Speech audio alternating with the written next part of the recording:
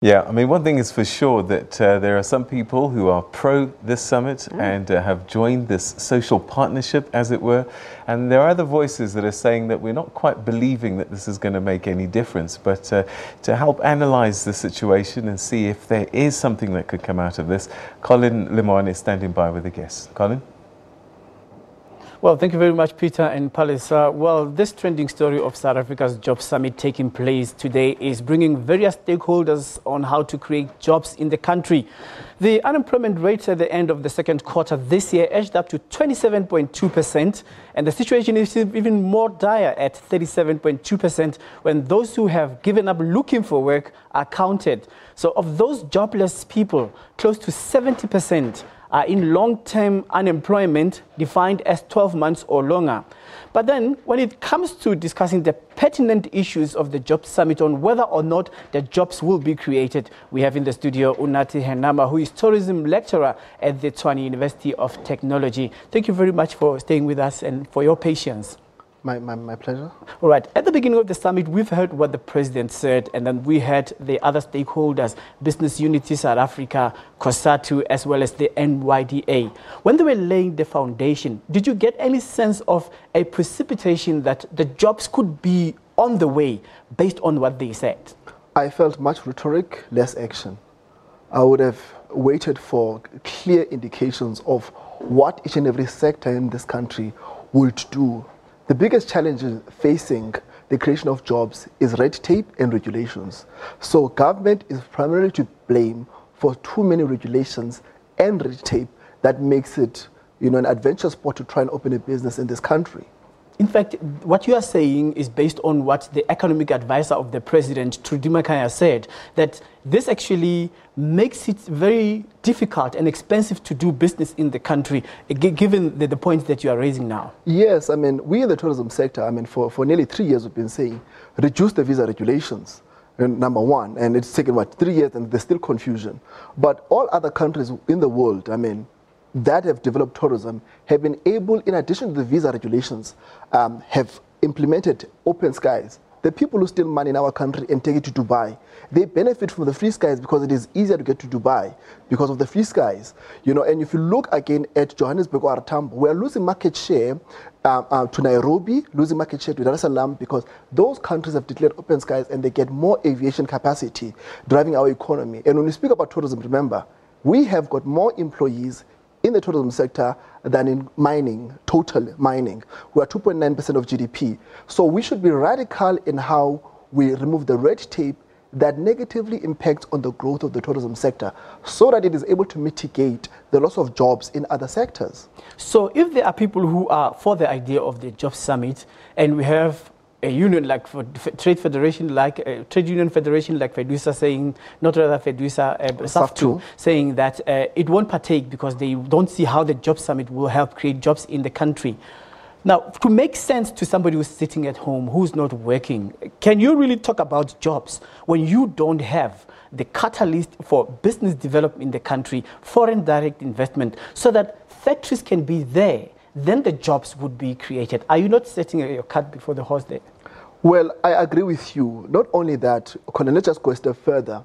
Do the people who are unemployed have the skills required by the economy? Because you find that the greatest growth in our economy is at the tertiary sector of the economy. So those who are unemployed don't have the skills required by this economy, while there is a skills shortage. Why do you define in economics as the perfect storm? Do you think that the issue of experience at entry level has been a deterrent for people to get jobs? No, I differ. The private sector has actually played a more prominent role.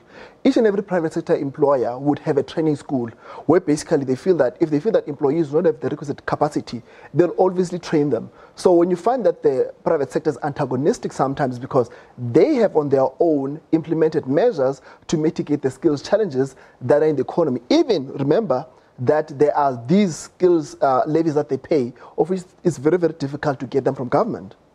There is talk that the economy needs structural reforms to attract private investment. What does government really need to do? Let's make it simple. There's policy uncertainty. The more than 3 trillion rands, which is sitting in bank accounts idle, is because there is policy uncertainty for the past 10 years in South Africa. So we can speak about structural reform, I understand that, but what about policy uncertainty, which is a day-to-day challenge that is facing employers and job creators in South Africa?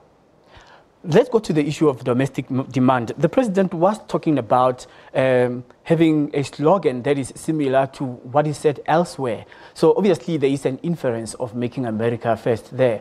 Do we really need South Africa first if we have proudly South African, if we have local as lekker? I mean, like, are we not really peeling the potato that is already peeled? Yeah, I hear you, Colin. I think we must never undermine the great work done by Brand SA, Productivity SA, all of these agencies to try and ensure that South Africans buy South African. But it must become a national initiative. And I believe that the president, obviously, as the head of state, must be the one that, again, rallies business, rallies the public to buy local. But remember, it obviously rests on the patriotism of people to say we'll buy South African. At the moment, we already know the sectors that are underperforming in the economy: mining, manufacturing, the agricultural sector.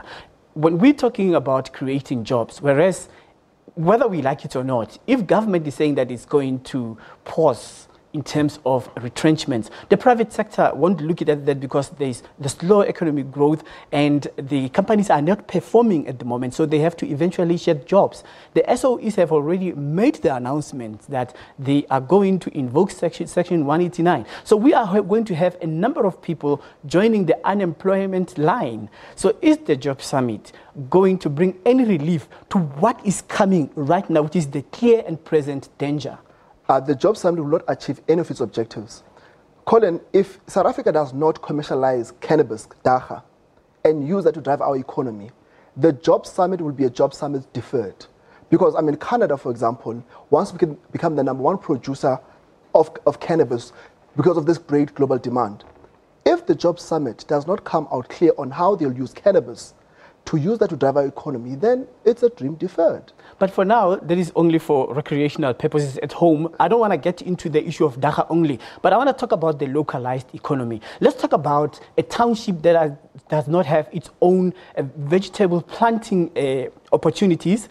Secondly, a township that doesn't have its own bakery, where everything is transported from the industrial sides of the outer city to the people who are unemployed. So people cannot generate their own economic means. They are not participating in the means of production. So how can we eat what we are not producing and talk about jobs when we cannot even create our own industries? It's important that each and every locality, a town, a city, looks at the value chains that it can reproduce in that own country and ensure that it tries and supply global demand outside of the city. But again, it requires great social partners such as the private sector, the private sector, especially municipality, to ensure that money doesn't just leave the local economy. Now, when you talk about skills development, a lot of people would like to get into business.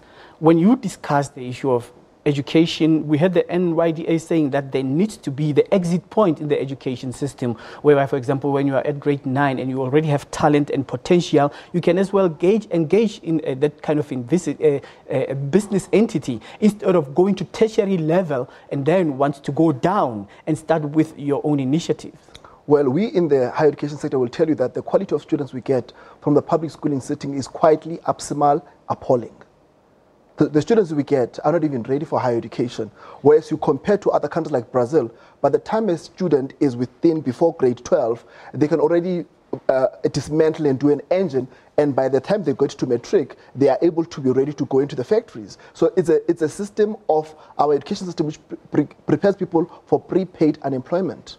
Let's get to the issue of monopolies. They are surely a deterrent when it comes to colluding. And then we had the NYDA speaker there saying that when it comes to the penalties that have been imposed on the companies that have been colluding, the penalty fees that have been paid must not go back to the fiscus, but they must rather go to finance the penetration of the markets by those companies that have been victims of collusion. Your comment?